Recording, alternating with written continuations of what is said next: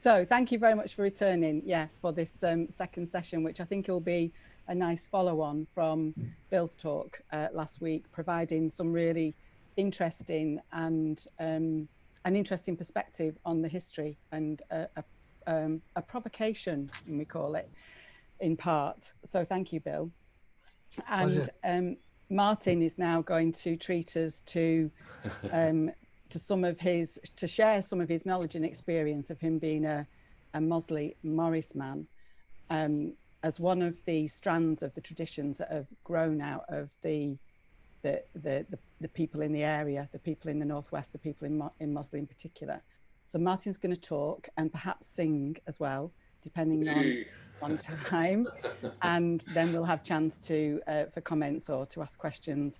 And as ever, we are recording these sessions so that they can be helpful both for the project and for others. And so if you have a question that you'd like to ask, but you don't want to be kind of identified, if you stick it into chat, then I will ask it anonymously on your behalf. So I'll try to keep my eye on that. So thank you, and welcome Martin Stimson.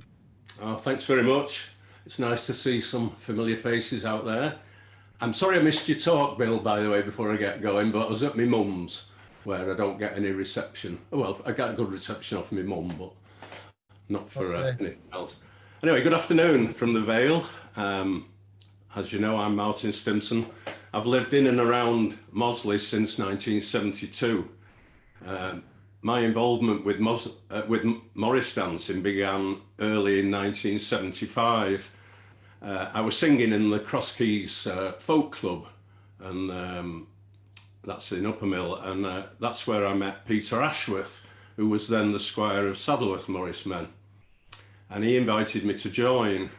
And that year, I helped to pull the rush cart. That's the 1975 rush cart.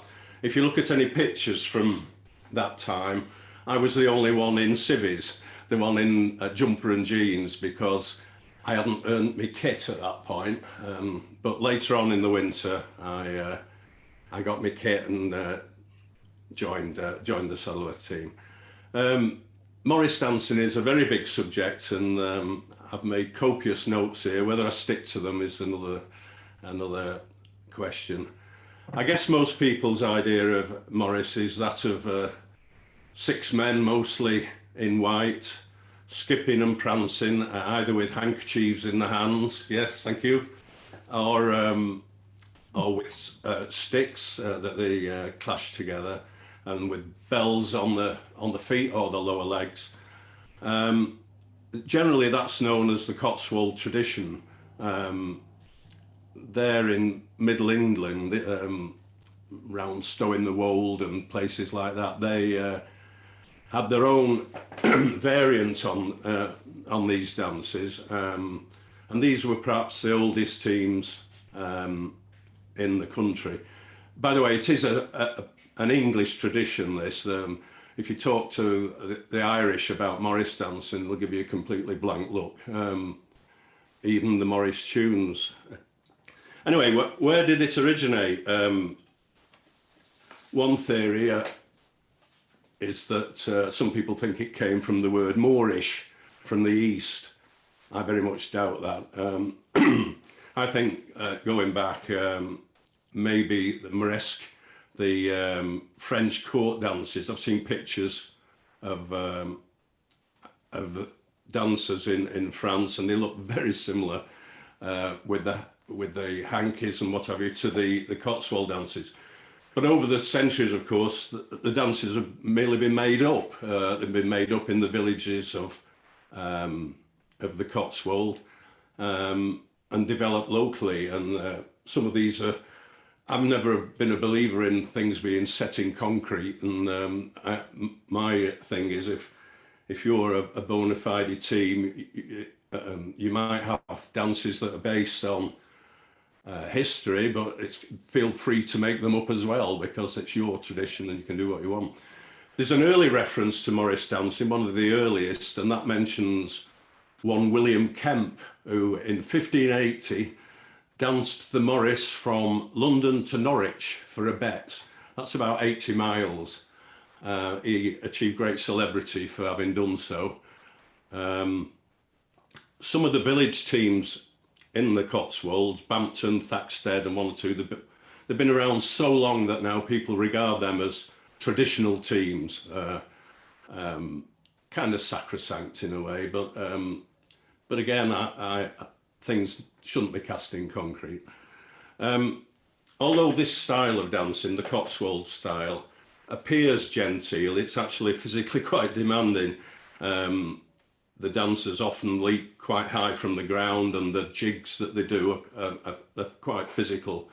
It's sadly though that style of dancing is often lampooned on the TV, particularly like the Two Ronnies sketch, which was pretty good actually. But and you even see them in modern adverts as dancing around that bull that won't flinch, you know, and things like that. But as I said, it's a very old tradition, and whereas Northwest is not much like that at all. But there's also an offshoot of the Cotswold tradition, and that's in the border counties alongside the border with Wales. They generally dance simpler steps. It's all sort of stamping, skipping, and they often wear sort of rag jackets, tatters really, often bashing sticks together. It's a lot more aggressive than the Cotswold, and often they have blackened faces, although there's quite a lot of controversy about blackened faces going on in the press at the moment, but we won't get into that at this juncture. In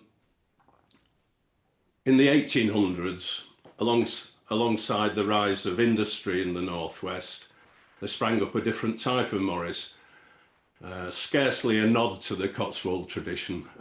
In fact, I'm almost surprised that the Northwest is called Morris dancing. It is so very different than the Southern style.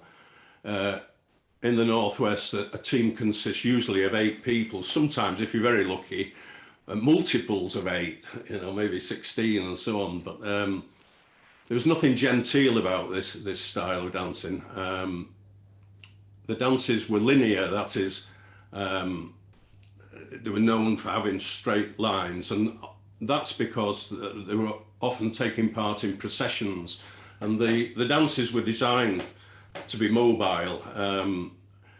Often they were merely stepping, walking, but they carried short sticks with ribbons. That's to accentuate the hand movements, you know, which it looks really impressive when they're all doing the same thing, as I keep telling Mossley men, you know, because sometimes they don't, of course. They moved with military precision. As I say, they had the sticks to enhance the hand movements. Unkindly, they were sometimes called gutter dancers. That's not because they're all drunk in the gutter, it's because they used the full road often when they're processing, and they'd be close to both pavements, so they were dancing almost in the gutter down the road. I keep telling our lot, space yourselves out, don't make yourselves so small, don't dance in the middle like that. Many of the early teams in the 1800s, they wore very simple kit. They didn't have much money for splashing out on things. Often it'd be a white shirt and maybe open-kneed breeches. The shirt might be embellished a bit with ribbons or rosettes, and they would be dancing in the clogs probably that they wore for work, that being common footwear of the period. As the teams became more established, so the costumes became more distinctive and more impressive, really. I think you can imagine how brass bands, the very established ones, have got very, very ornate blazers and so on with the braid And in fact, and the teams, Morris team, started to do the same things. They're wearing bolero jackets, trimmed with gold and so on. The idea was to distinguish yourself from the other teams. We found some colours that you could make your own. A lot of the teams changed colours quite a lot, changed the whole kit sometimes, particularly the hats. Mossley in the early days wore like jockey caps, blue jockey caps. In the 20s, well, between the wars, influenced by the current fashion, they went to I'll say it again, straw boaters, and we emulated that at one point in with the Revive team. As I said, that the kit changed when Mossley. I'm going off script here a bit, but when Mossley revived in 1981, the chair of the team, as he was known, Derek Howard, came along to Saddleworth Morris and said, "What do you think would be a suitable kit for Mossley to wear?" I've looked in the history, and they wore all sorts of things, all sorts of colours, and in the end, Derek himself made the decision they would wear blue and gold because that was his mason's colours from his lodge where he was a mason. But fortunately, that was not a colour scheme used by many other teams. As I say, the kit changed a lot over the years. Instead of the jigs that the Cotswold teams would dance to, Northwest teams usually perform to marches. Think of British Grenadiers and the like, and they would virtually march with a military bearing, moving the sticks in unison. But one of the main, I don't know how I can demonstrate this to you without standing on the table, but one of the main steps used is called a rant step or a polka step. I'll just get my guitar. I'm not going to play a tune on it. I'm going to bang on it. Yeah, and the idea was, imagine this is my feet. They went. I can't do it with holding the guitar. No, I can't do it. 1, 2, 3, 1, 2, 3. 1, 2, 3, 1, 2, 3, 1, 2, 3. That's the rant step or the polka step. Sorry, I started that. There were teams all across Lancashire and some in North Cheshire. Some of the notable teams is Preston, Lancaster, Donegal, they call themselves in Lancaster, Colne, Clitheroe, Leyland, Garstang, Horwich. Nearer home, there was Royton, Ashton, Manchester. Of course, there was Wrigglehead at Failsworth. There was a Millbrook team just up the road at one point. Godley Hill, famous Mossley team. I'm not mentioning Saddleworth at this point because their development was slightly different. I'll tell you if you ask me later on why I'm not mentioning them, but they're a big and powerful and well-known team these days, and I'm glad I was part of their development because I joined them right at the start. Anyway, although the dances were really mostly for display, there weren't so many competitions, although there were competitions, particularly in the mid-1800s, and some of the Northwest teams entered competitions, and if they won, it would be something so impressive that they would then introduce the fact that they'd won a medal into their name, like Horwich Prize Medal, for instance, team, and other teams that had danced in front of royalty, they would then call themselves whatever it is, Royal. You know, there's Preston Royal and Colne Royal. These are teams that have, as I say, danced in front of royalty. Particularly after the Second World War, there was a huge growth in ladies' teams, and of course, parallel to this, there was the girls' Carnival Morris, or Fluffies as we used to call them. And that was an important tradition all on its own. And I believe you've got Lucy Wright coming to talk to you. Are you on there, Lucy, now? No. On Friday the 20th to tell you all about that important tradition. But I'm going to stick to the men's one. I'm going to give a potted history of Mossley now. Mossley Morris first appeared in the mid-1800s, and at one time there were actually two rival teams in Mossley. The team finally developed as one after the First World War, and then they call themselves Mossley Merry Morris Men. And if you look at the pictures, they look far from merry. I guess that's because the exposure took so long on the cameras at the time that you had to sit there with your fixed face. Anyway, there is a picture that we've got outside. I was going to say outside the Stamford Arms. I believe it's 1922. Whereas the size of the team is massive. I was going to say it's 20, but I think it's a lot more than that. Do you want me to share it, Martin? Oh, yes, please, if you would. Right, just go to my picture. Just 1 second. You should be able to see that now. Yeah, that's Mossley Merry Morris with the boaters, and you note the two Pierrot figures. We're going back to that tradition. We've got the kit made, and we've got our oldest member is going to be the clown figure. Bill knows who that is. Yeah, I don't know what they did, and maybe they collected money, but you can see the musical instruments on there. There's five big drum, bass drum. There might be concertinas somewhere with it. No, they're all fifes, those at that time. Right, thanks. Okay. Thanks. They've also got the boaters you were talking about, haven't Yeah. you said? Yeah. Good picture, eh? Yeah. Between the wars, Mossley was a very famous and well-known team, and got to, as many other teams, got to dance at the Albert Hall.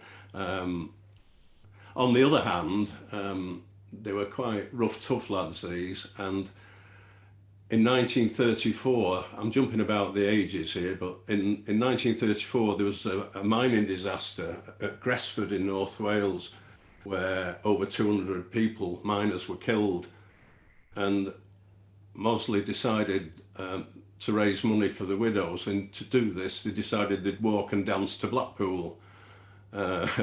This is all hearsay on my part, but apparently the mayor, they were so rowdy and out of control in Blackpool that he paid them to go home to Mossley out of his way. But the team Mossley has had several kit changes over the years, as I said before, and the music was provided, well, successively, firstly by fifes and drums, later concertinas, and later on melodeons. Now we take whatever we can. I'm required to play the banjo or the fiddle or a drum or whatever. Yeah, that's Mossley. In the First World War, some of the Mossley went to fight, and a lad called Briars was killed very early on in the war in a trench collapse. He was stretcher bearer, and apparently he was killed when the trench collapsed on him with his concertina beside him. I mention this because we've got a Briars. He came from Gorton, and sadly he's not remembered on any memorials in Mossley because he didn't come from Mossley. He came from Gorton, and we have a Vince Briars in our team today, and also who originated in Gorton. And I've asked Vince, are you related to this chap? and he couldn't be bothered to find out, which I found very strange, but that's been. After the Second World War, the team really fizzled out. But whilst there were a few of the team around, some lads came up from Mossley Morris to learn the dances. I say dances, it was one main dance, the Mossley dance, but maybe at the same time they learnt the Ashton dance. But a few years after that, they came up to a carnival in Mossley and danced the Mossley dances in Mossley after our own team had gone. That's bringing me fairly up to date, because around 1980 a bunch of Morris lads, Mossley lads, decided that they would revive the team, and Mossley Morris taught them the dances and helped them out generally. They danced out first in 1981, but properly in the market in 1982, by which time they got the blue and gold kit. They'd got blue and gold sashes, blue jockey caps, gold socks. You might hear me talk about the blue and gold kit later. Again, a couple of years we were struggling. We got down to a bare team, or even less than a bare team. People had other things in their lives that took them away from the team, or moved, or sadly some even died. So in an effort to encourage more people to join, more lads to join, I persuaded the team to adopt a new uniform, and that was black flat caps, like you can buy anywhere, black waistcoats over white shirts, black trousers, again you can buy these anywhere, obviously clogs, which are the expensive bit, but we had blue and gold neckties just to pay homage to the old kit, just to keep a link to the old one. And we did, we were on the verge 2 years ago of stopping altogether, you know, shutting down basically. And some lads from Droylsden came along, and suddenly we had a team again.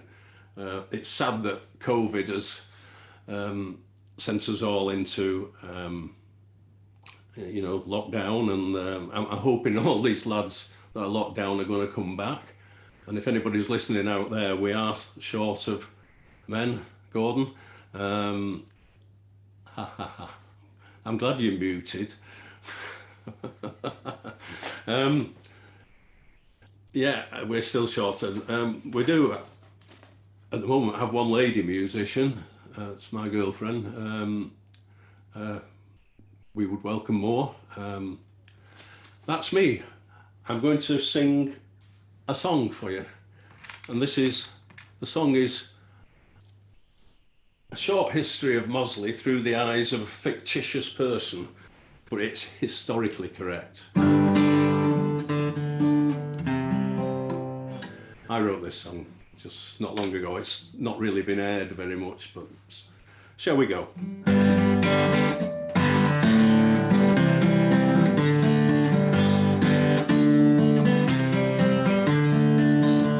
The century was 11 years old and I was aged the same when I joined the Mossley men, that Morris team of fame. He gave me some clogs to wear and a fife to play, and many were the times I had after that day.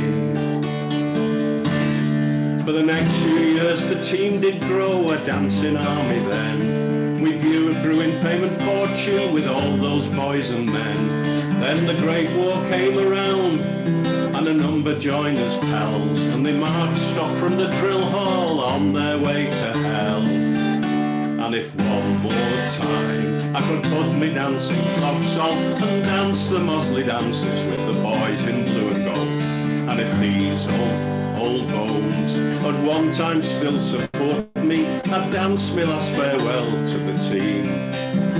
I'd dance me last farewell to the team. Bryzy died in a trench collapse, concertina at his side. Others came back broken, others sadly died. But the team bounced back in numbers with lots of younger men, and the dancing army was on the road again. We walked and danced to Blackpool to raise money for a mine. We danced at the Albert Hall and for the gentry fine. We thought the war behind us was the one to end them all. Then we had to brace ourselves to heed our country's call.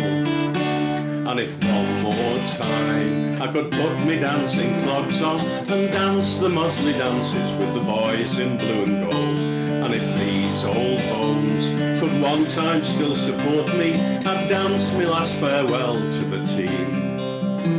I'd dance me last farewell to the team. Too young for the first war, for the second just too old. The team, now low in numbers, had sadly had to fold. But some boys from Manchester, they came along to see if they could save the dances for posterity. And now it's 1982, I'm in the market square to see the new team dancing from me shiny new wheelchair. When I think of all the mates I've lost, it sometimes makes me sad, but I smile to myself at all the times I've had. And if one more time I could put me dancing clogs on and dance the Mossley dances with the boys in blue and gold, and if these old bones could one time still support me, I'd dance me last farewell to the team. I'd dance me last farewell to the team. Thank you. Woohoo! I love the silent clapping. Thank you very much. Yeah, great. It was awesome. Thank you. It's so catchy. Love that. I'm going to play another one. This is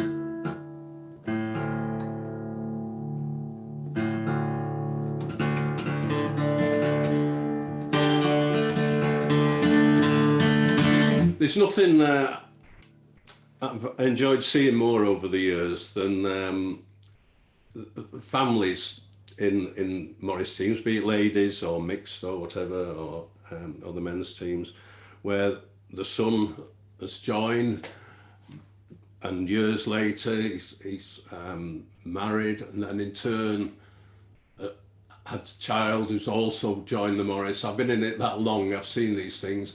But I have two sons. They both had a go at it, but peer pressure and one thing or another, Billy might remember, as it drove them away. And but other teams is lads in the Saddleworth that have there'll be two generations or something.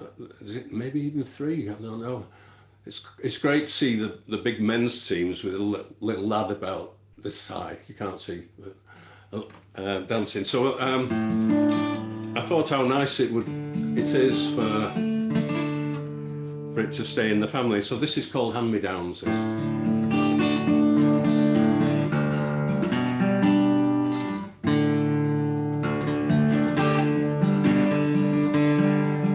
This is actually the inspiration for this is Ronnie Yates's lad, Dave Yates, but I can never imagine Ronnie Yates or Dave Yates using words like this, and Billy might know what I mean there again.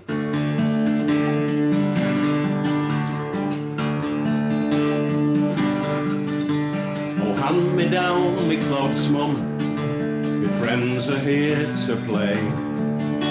I'm going off for chasing all down the alleyway.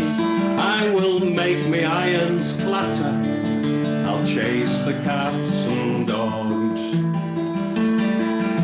So hand me down me clogs, mum, hand me down me clogs.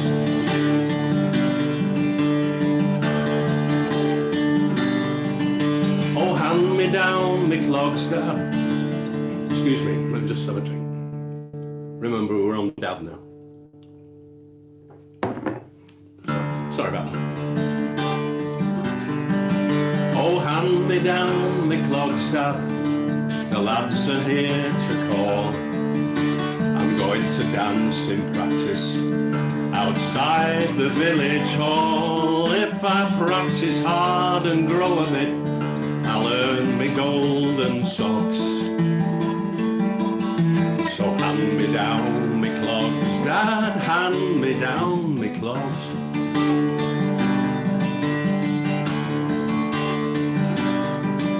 Oh, hand me down me clogs, Dad, me wedding day is nigh.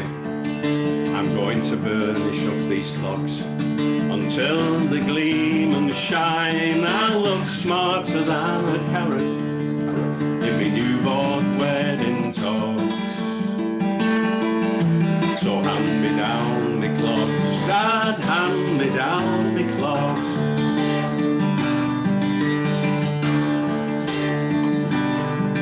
Oh, hand me down me clogs, love. The coach is parked outside. We're dancing in the Cotswolds. It's gonna be a long, long ride. Ah, but I'll be back on Sunday. But I will miss you lots. So hand me down me clogs, love, hand me down me clogs.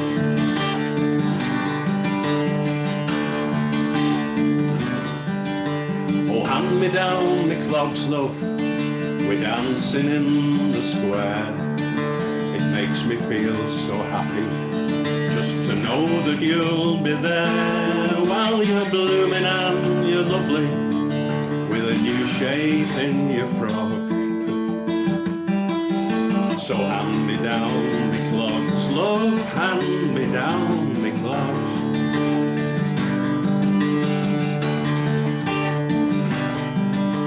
Oh, hand me down me clogs, son, though you can barely reach.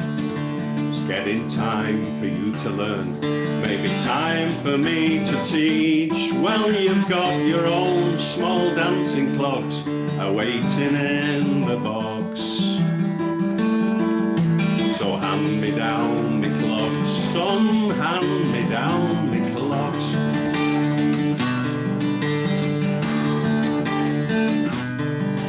Oh, hand me down me clogs, son, hand yours down as well.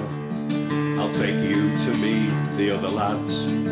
They'll have some tales to tell. Well, we'll have some fun with dancing, the laughter and the knocks.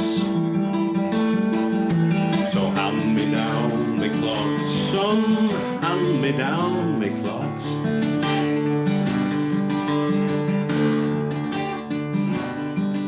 Oh, hand me down your clogs, Dad, the lads are here to call. I'm going to dance in practice outside the village hall. If I practice hard and grow a bit, I'll earn me golden socks. So hand me down your clogs, Dad, hand me down your clogs.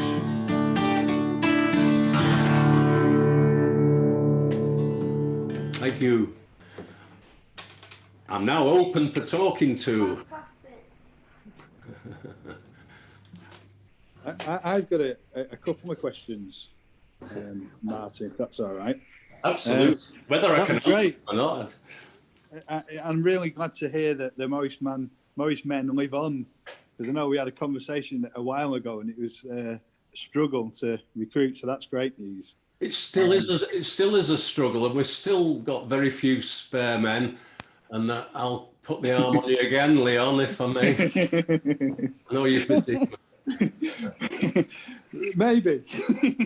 A couple of things I wanted to ask you. A few years ago, I spent a little bit of time in Sao Paulo, and when I was there, there was a festival on which was led by a English, sort of quite a large English language college, and they had an English cultural festival.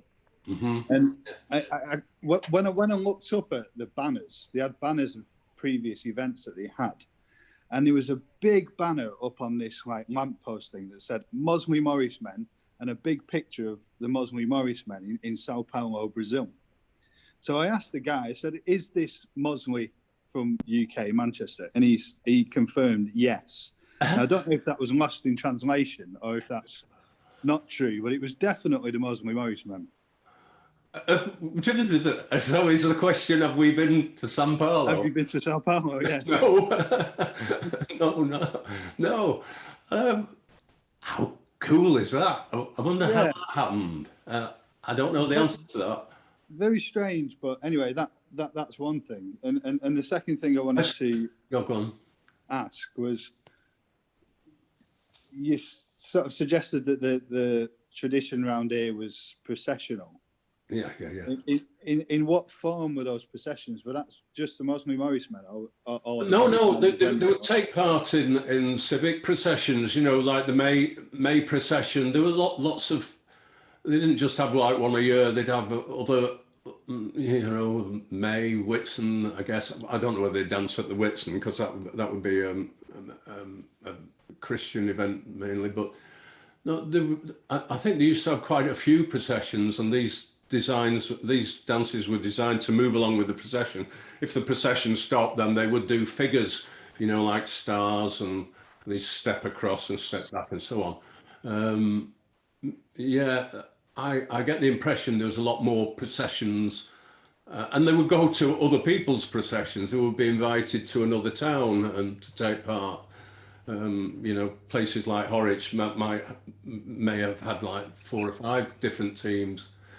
One memory I have from many years ago was going to, I think it was in Oldham, and Saddleworth Morris were there, all being macho and everything, and there was several groups of the girls, Carnival Morris, and I, quite honestly, privately, I felt like a dinosaur amongst all these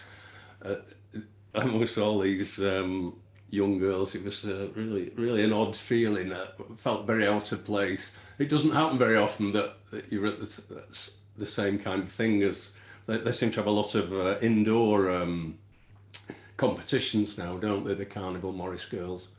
That's just a memory of mine. Anybody else want to grill me? Sophie does.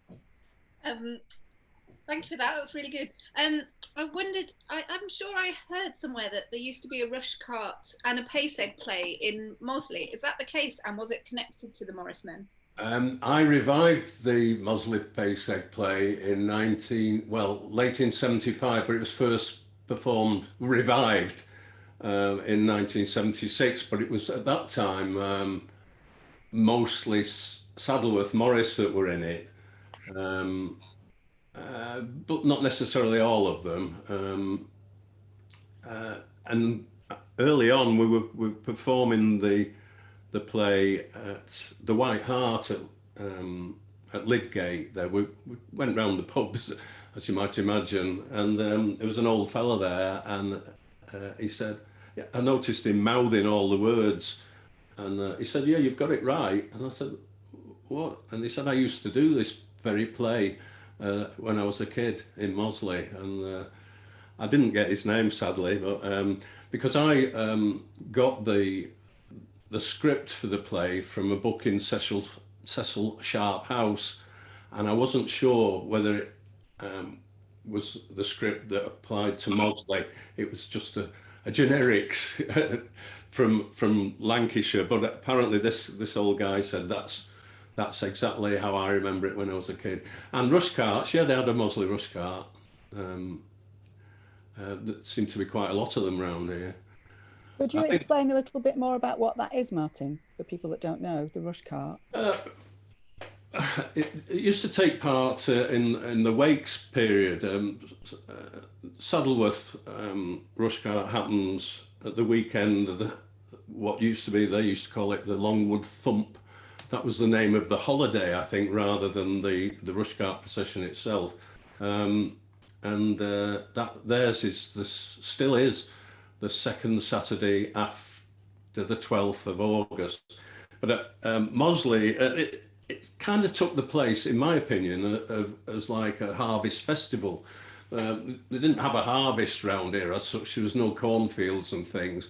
So they gathered the rushes and made a towering pointed cart and towed that round. I don't know whether Mossley did what Saddleworth did, in the sense that Saddleworth used to take the rushes to the church and they strew them across the church floor. And the idea was in slightly decomposing, it kept the congregation a bit warm and covered the floors. These days, they take a couple of, the bundles of rushes are called bolts, and I know Saddleworth take a couple of bolts to the church and strew them, just as a nod to the old tradition. What Mossley did, I really don't know. We did have a little Mossley cart some years ago. Bill will confirm, and it was, we did a procession with it. Yeah, if we had the manpower, I'd like to revive that, but we don't. But thanks for your question. Does that answer it? Yes, thanks. Yeah, that's great. I have a question. Hi, Andy. Hiya, Martin. I was absolutely gobsmacked when you brought that old picture up of the rather miserable looking Morris men with two Pierrots in the bottom right hand corner of it. I think Jane shared it from the screen. She did. Do you mind just sharing it again for a second, Jane? Then I can ask my question. Yeah, this is a picture, by the way, from Ashton Archive, and there are a couple of others. Let me go to my, sorry, 1 second. There we go.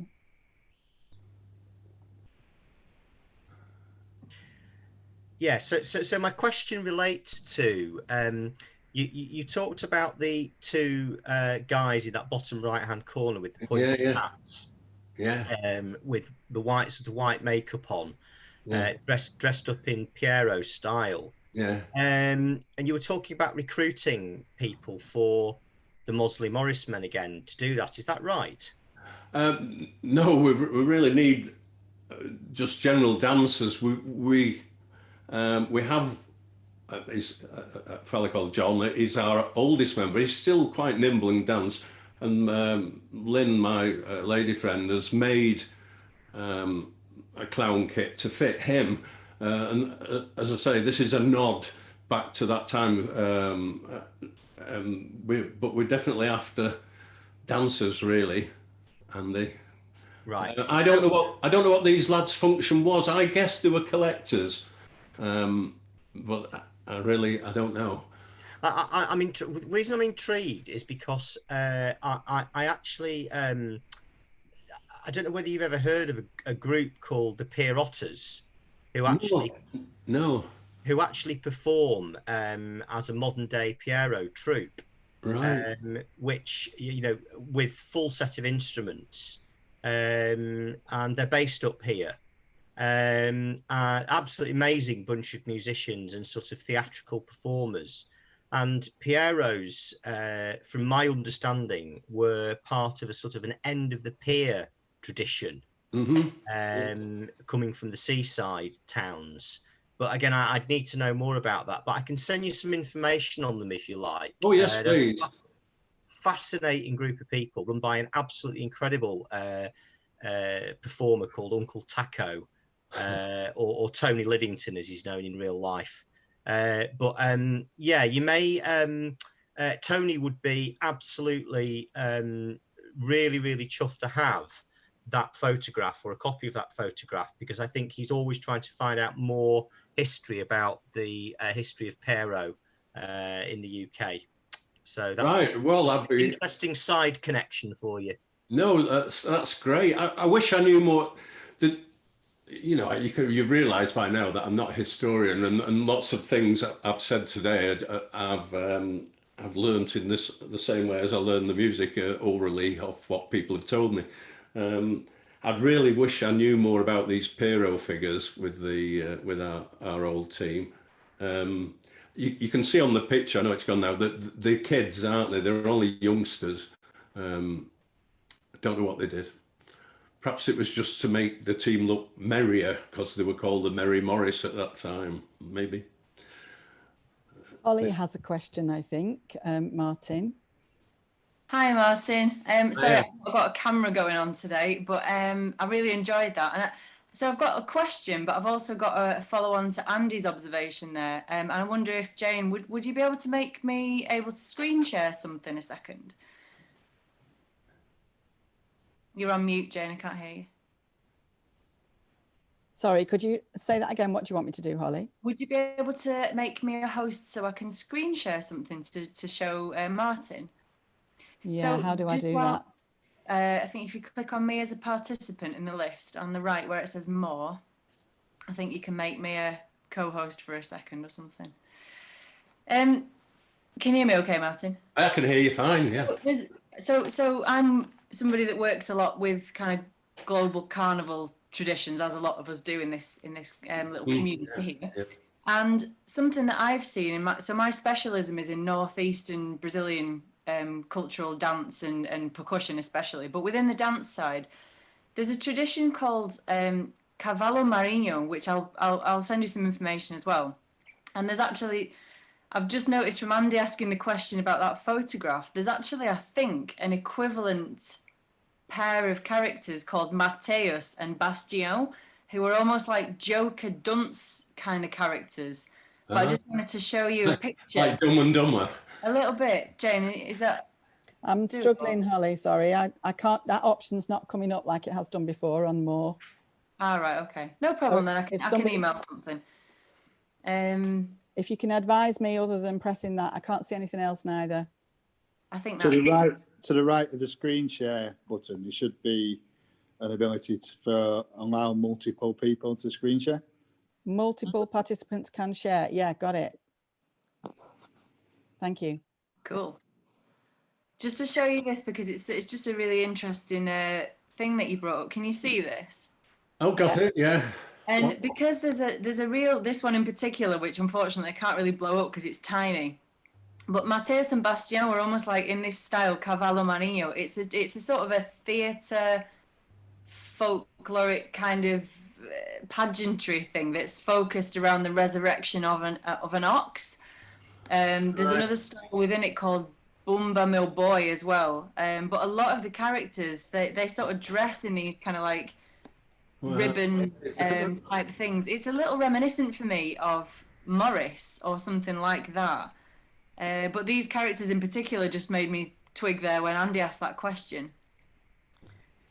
Yeah, it's not really a question; it's just an observation first. No, it could be, Holly, that some of the Cotswold teams and other teams for that matter have like a fool figure that sort of may even dance in amongst the lines, or you'll have seen the ones like a jester with a pig's bladder and. That's it. That's what they do. That's what they do. Yeah, well, they could be quite simply that. These fellas could, these two clowns could go in the figures and get trampled to death like we did to Stuart Hall many years ago when he did that. Anyway, oh gosh. Well, that's what they do have. And funnily enough, and this is a bit of a weird one, when I was in Brazil and I watched this being performed, I didn't realise what it was that they were holding, so I picked it up, and as I do, sort of magpie-ish, I collected this item and put it in my bag, and then found out later that it was a sheep's bladder, or a sheep's stomach or something. I've still got it somewhere. I believe it's in the loft, but I'm not going to go and get it. The other thing was a question, which was just, obviously, in a lot of cultural work, we find that, obviously, that as times move along and technology takes over and all that kind of thing, and the modernization of the world and so on, that people are not necessarily as inclined to join these groups and this kind of generational handing down. What do you sort of see? It might be a bit of a tough question, this, sorry, but what do you kind of see as possible ways that this might evolve over time if it's not going to be the same? Like, what things have we already lost? I'm a little depressed about it, really. You know, things like the mobile phones and so on they've just changed the times so much that people see some of these things as vaguely ridiculous. I don't have anything to offer. I can't think how we could retain the character of it and update it and make it more generally acceptable. I just don't think people really want to do it. The effort in changing the kit to, I don't know if Jane's got any pictures of the current team from the last few years. Maybe not. An effort, the idea of when we were trying to recruit new fellas, to get them to wear the blue waistcoats and the straw hats and the and so on, didn't seem as though it was going to work. People wouldn't get on a train dressed like that, even in a group. They'd feel uncomfortable. And yet, when we changed the kit for the black flat cap and the black waistcoats, they thought they were dead on trend. The lads go out clubbing in this stuff, you know. They do, honestly. They think it's great. They think they're really cool. And I think we hit the spot with that one. But as to the future, I don't know. I think I've run out of ideas. I don't know if Bill's got any ideas on that. How can we make it more attractive for the future, Bill? Yeah, I think you've done the right thing changing the kit. As good as the old kit was and very traditional, and it was really colourful and quite smart as well. You know, you did look very, very military in the dress, complemented the military steps of the dance and staying in straight lines and moving together as one, like I don't know, like the changing of the guard, you know, when the soldiers move around and perform various drills, and in uniform it looks really smart. But I think not abandoning, but replacing the old kit with a more traditional, and as you quite rightly say, a more modern looking kit, even though it's cloth caps, waistcoats, white shirts. No doubt there's a ferret somewhere in there, maybe, I don't know, a ferret joke. I think you've done the right thing, because it is more in keeping with what you see people wearing today. Well, I think part of the problem is that with traditional music, traditional dance, traditional songs, and you know, just somebody singing, it's peaks and troughs really, and it peaked in the 60s, as some of us will remember. And it peaked across Western Europe and America in particular, when you got the blues revivals of the 60s, which coincided with people like Bob Dylan and others. You know, the list is endless.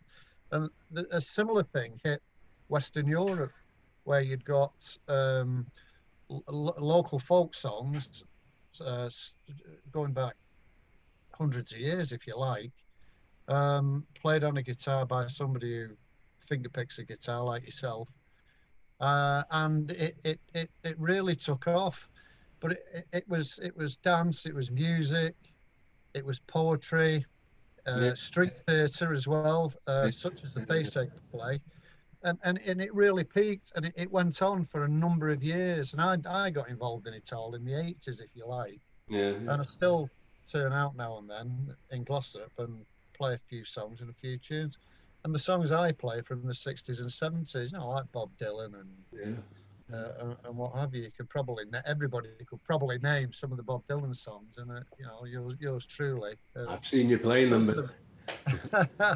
But what the point I'm trying to make in a long-winded way, and I do apologise, is you got these peaks and troughs, and I think the peak from the 60s has got as low as it's going to get, I hope, and it's all going to take off again. When I don't know, but it is a fact, as I think Ollie might understand. I think all we can do really as a Morris team, and same applies to the folk scene. There's a lot of folk clubs have closed, and sometimes when you go in a folk club now, they're all my age. You know what I mean? Old buggers, you know. But now and then you'll see a younger performer. Who laps up these old songs, and I think maybe it will all come round. Maybe we've just got to hang on with our fingernails Mossley and try and make it relevant and you know, get some new recruits and just keep going. That's my answer to that question. No, I that's think great. Sophie's, oh, beg your pardon, sorry, over speaking. I think Sophie's got a question, Martin. Okay. Well, I was just going to say that I used to play fiddle for a rapper team in Manchester, and rapper, which is a form of sword dancing. I know, yeah. I don't know. That seems to be a very young thing. In fact, in my early 30s, I felt much older. I felt that a lot of rapper teams were in their 20s, and there's a competition every year for the rapper teams. For people that don't know, it's like a world championships, and the standard is incredibly high. The dance is really fast, and there's lots of flipping and spectacular rapper, isn't it? It really is, and it seems to proliferate, if you like, in cities and around universities. And I just think that perhaps, although you do find Morris obviously in cities, I just wonder if it's actually seen as more of a rural kind of thing, or and it being a bit of a slower dance as well. I wonder if it's just not appealing. And I do think I've seen myself rapper dancers get to a point where they're sort of mid-30s and older, feel that they haven't quite got the energy for it, and that's when they transition to Morris. So it might be a feeder thing. No, I wonder what I'm going to transition to next. I think I'm at the end of the wall here. Oh, thanks. There is one thing. I've told you I was a member of Saddleworth for 10 years, and Saddleworth doesn't have an ancient history. I saw somebody Rotherham there. That's a Saddleworth person. Is that you, Kate? Are you related to a Saddleworth person, Kate? No. As far as I'm aware, no. Oh, right. There is one of the Saddleworth men shares your surname. Anyway, no, I was just going to say, Saddleworth, although they had the rush cart, that was a very long tradition. Peter Ashworth, the squire, and one or two others went back in doing research, looking for evidence of a Morris team in Upper Mill or in Saddleworth generally, and there just was nothing to be said. The people pulling the cart were not Morris men; they were just people dressed in white shirts with caps on. However, Saddleworth, in Saddleworth, there was an oil painting of rush carts outside the church in Upper Mill, and it showed on there some Morris dancers, and they had stripy waistcoats and they had hankies at that time. So Pete Ashworth based the kit on that, on that, and that was his evidence that there was there'd been a team. That's fine, that's great. When I was a member in 75 or 76 onwards, it was a bare team, eight men, one musician. You all had to turn out or else you couldn't dance. That's and now they've got over that hill and they're fighting people off. They'll turn out 24 dancers, and it's this success breeds success. And I feel they're in a slightly more fashionable area. I don't want to run Mossley down, but yeah, a slightly more fashionable area. People are a bit more willing to take part in things like that, whereas a lot of Mossleyites look at Morris dancing and shake their head and walk away. You know. Anyway, that's just an observation. I think we've just got to try and make it a little bit more accessible and a bit more popular, but we need more men and musicians. Gordon? And music. Do you remember Hard Morris? Pardon? Do you remember Hard Morris? Us doing Hard Morris. Well, for those of you that don't know about that, it was great. I'd love to do that again. It was completely wrong in terms of tradition and what have you, but we all dressed in biking gear because some of us are bikers, and leathers and what have you, and brandishing scaffold poles and things like that. We did a dance to All Right Now by Free, and we did this at a comedy club and won first prize in Manchester. The laugh of it was we went down on the train, and of course we were all of, it's not that long ago, we were all of an age, but all dressed in these in leathers and whatever, and they had security on at the station, and we went through with all these scaffold poles, and the guy on the gate just says, "I'm not even going to ask. Come on through, lads." Like, you know. So, but anyway, yeah. Hard Morris, rough town Morris. Yeah, thanks, Gordon, for that. Could I mention something? Of course you can. I know you missed it last week, Martin, about the textile mills and what have you. In Mossley, southeast Lancashire, what was northeast Cheshire, around Staley Bridge. Yeah. And also northeast Derbyshire, around Glossop and those areas being the key textile places within striking distance of here. And a lot of the Morris sides, and you know this, a lot of the Morris sides were actually mill workers, mill operatives. Yeah. And one of the biggest, the big problem in the mid to late 18th century was the class system, which is still alive and well, but under another name maybe. And of course, the Morris men were working class. Yeah. And then you got the middle classes trying to be the upper classes, emulating the class above them. And they kind of look down on the working classes, which is, I'm sure everybody is aware of that one. But if you were a Morris man as well, my understanding is that you were immediately branded a drunken and rebellious type of person.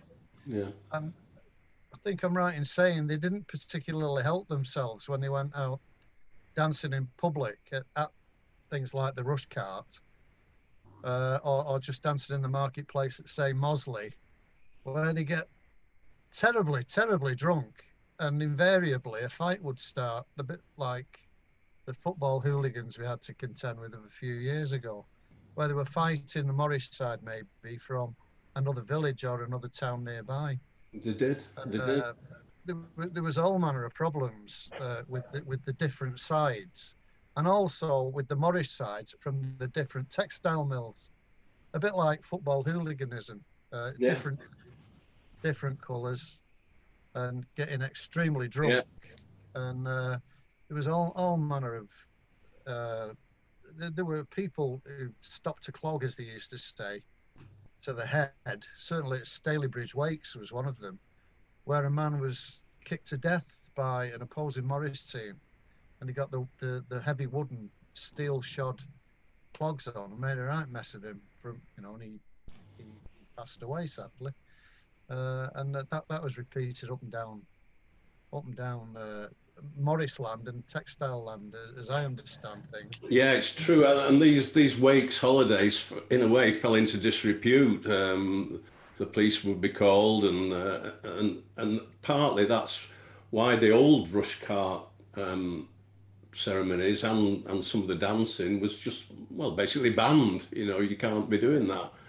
But you're right, they didn't help themselves. In fact, another aside, Eddie Beswick of Saddleworth Men, he had one of his forebears was blinded in a clog fight. And they said they used to have special fighting clogs that were more pointed. That's dreadful, isn't it? No wonder. But it's not like that now, you lot. It's nothing like that. We're all. Okay. I did say in my talk that this kind of when the Northwest dancing sprang up in the 19th century, mostly, that there's nothing genteel about it. That whereas the Cotswold dancers appeared to be fairly upper class people and fairly genteel, but no, there's nothing genteel about our local teams. But if any of you know musicians or better still dancers, we'd love you to come along.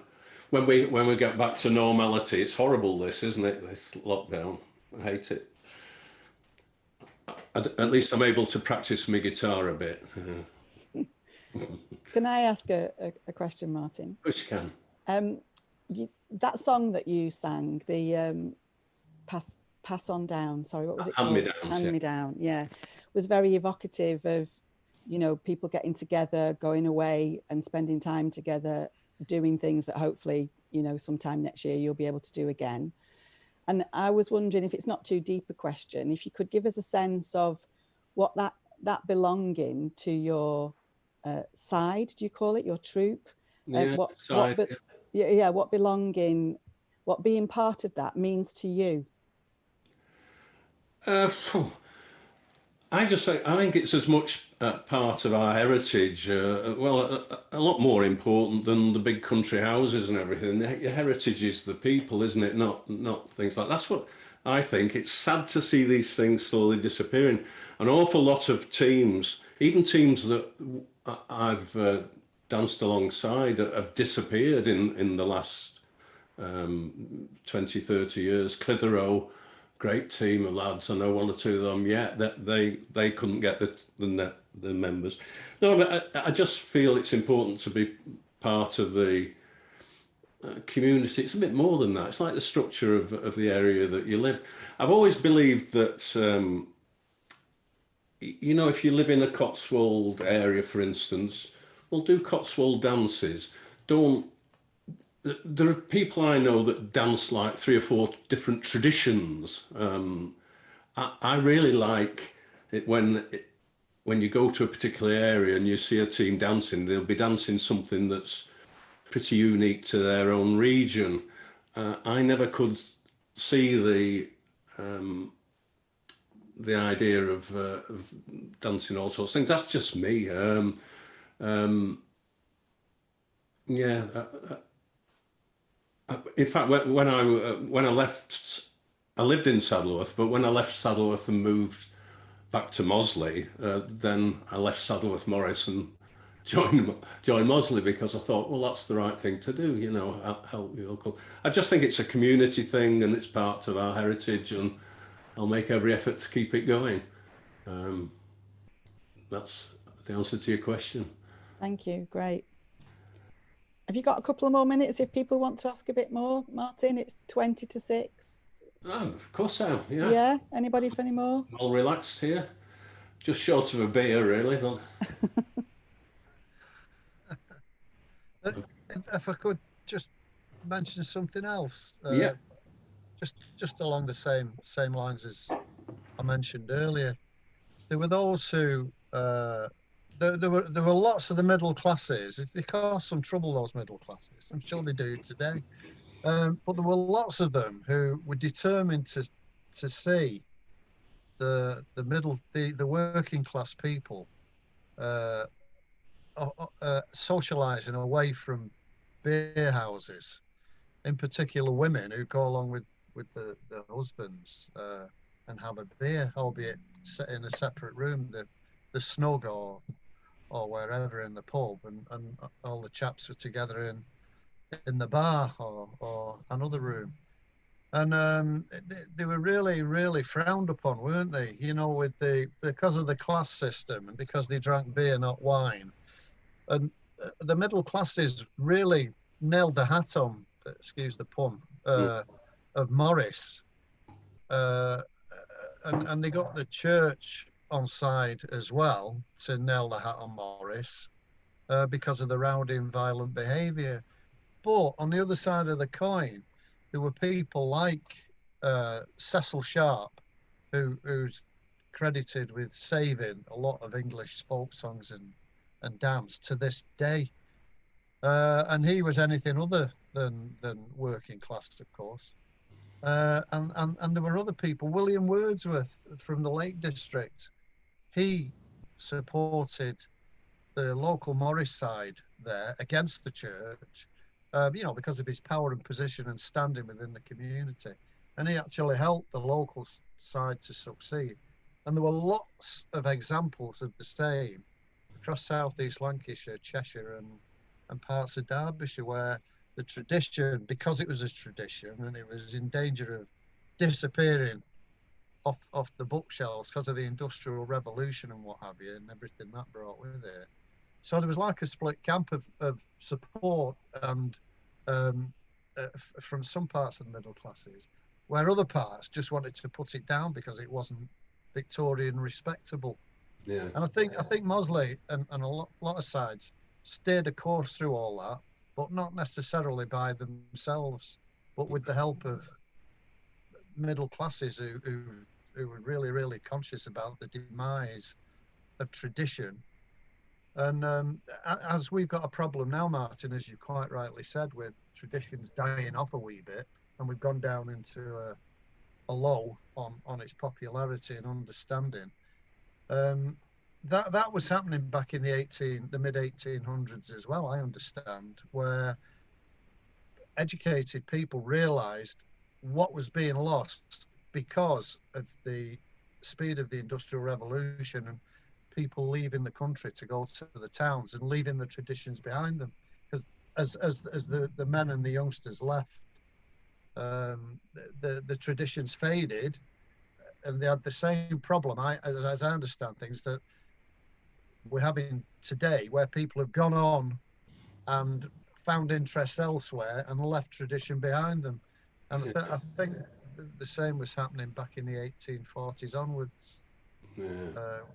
And it's thanks to some of the middle class. I'll tell you what I didn't mention in all my preamble, there were lots of teams that were formed, like youth teams, Morris teams, or maybe connected with a Sunday school, or maybe a church, or maybe a school, and they were around for a couple of years and then disappeared. There were lots of, I've seen pictures of processions, like endless teams processing down the road, Morris teams, and you can see as far as the eye, and it's like 4 teams who've all, and mostly young boys perhaps, and girls, some ladies teams, as far as the eye can see, and it's wonderful really.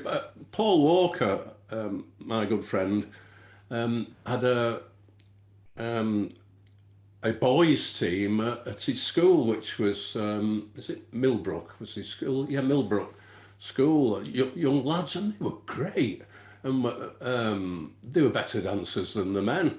And we used to do local tours with the boys team. They were great. But of course, as they get to 13 and 14 and 15, then off they go, disappear, they find girls and things like that. And yeah, it's like, I think we're hanging on with our fingernails, but look at the age of me now. How did I get so old so quick? Yeah, I can still dance. Yeah, there's a few of us that can feel that with you, Martin. I think I might sign off with a song, if that's all right. Well, before you do, and I think that would be lovely, I'm sure that you're not casting your eye on chat, because it's a bit distracting when you're concentrating. However, I would just like to pass on the many comments that are on the side, Martin. There's a strand that I don't know whether you've come across it before, but people who have had to go have said thank you very much. Really interesting, love the music, thanks, really enjoyed it. So hope Morris dancing lives on in Mossley. So there are some really lovely comments there. And there's also, it's lovely to meet you even in this virtual world, there's a recommendation as well. I'm sure you're aware of it, but just in case you're not, there's a film called where is it? It's all the way up there somewhere. Sorry, where's it gone? The poster's gone. It was something that Sophie posted. Here it is, sorry. It's about Cotswold Morris, and it's a film called Way of the Morris, which is about a side and their relationship with the First World War, if you're interested. Oh, right. If you're interested, I'll just copy that link now for you. Wonderful. And then can put that in an email to you tomorrow. It's my first experience of networking. It's great, isn't it? Thanks, Sophie. That's the team that danced at my wedding. And also, is Leon still here? Leon, do you want to say what you've posted there? I can do, yeah. After I mentioned about the Mossley Morris men in Sao Paulo, I had a quick Google. And it turns out it was the Saddleworth Morris men. But definitely on that flyer, on that poster, was the Mossley Morris men. So it looks like you guys got a plug for what they're over there. I knew Saddleworth had been over there. Yeah. Now, how on earth did they get a Mossley poster up? How cool! Well, it was a picture of Morris men, but it said Mossley Morris men on the banner. Cool. So, yeah. So you can let them know that next time. We've virtually been there. So yeah, do finish with a song, Martin. Okay, And, I'll thank you so much. This is new.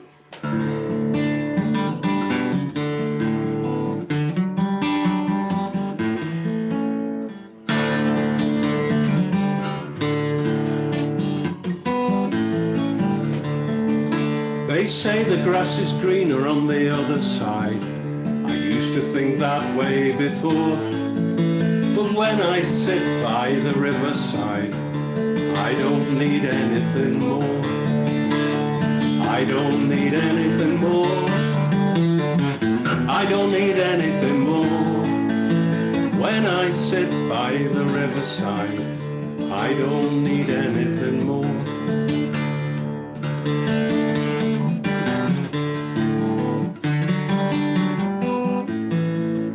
Chevrons of geese overhead they fly, winter sunflights by the score.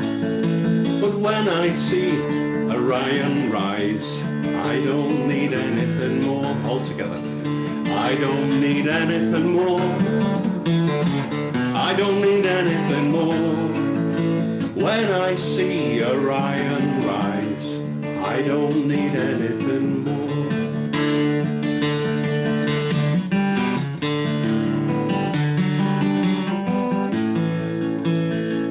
Sometimes I'm drawn to your city lights and hear the street traffic roar, but soon I long for the clear starry night, for I don't need anything more. I don't need anything more. I don't need anything more. Soon I long for the clear starry night, for I don't need anything more.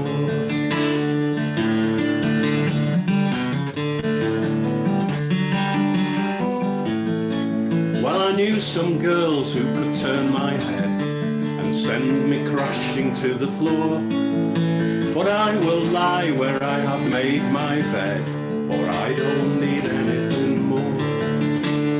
I don't need anything more. I don't need anything more, for I will lie where I have made my bed, for I don't need anything more.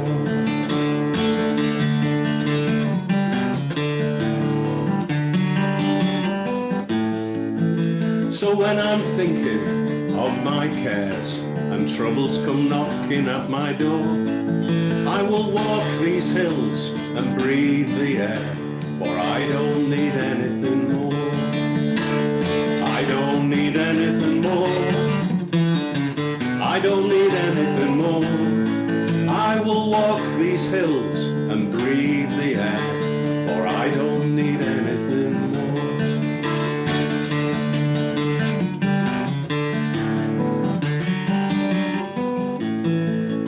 They say the grass is greener on the other side. I used to think that way before, but when I sit by the riverside, well, I don't need anything more. I don't need anything more. I don't need anything more. When I sit by the riverside, I don't need anything more.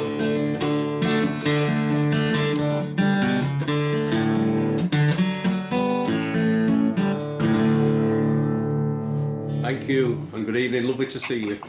Woo! That's great. Thank you very much. When's your album out?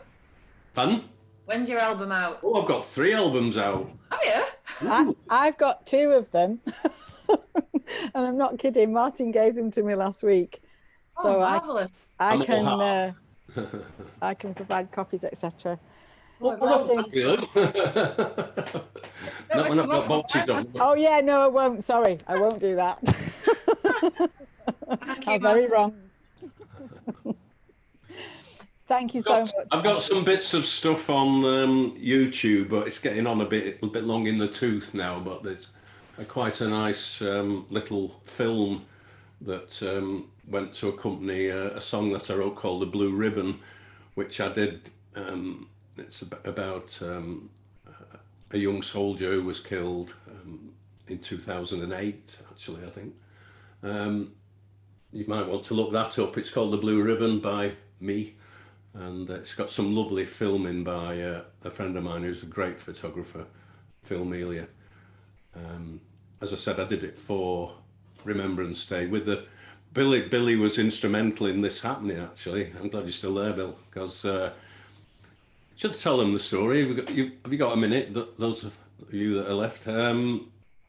We were out walking at the back of Alfin Pike up here at Greenfield, and amongst the heather, it's my son and with his dog that found this length of blue ribbon, and it turns out it's had a dog tag on one end, which read "In memory of Private Robert Foster, killed by friendly fire in Afghanistan."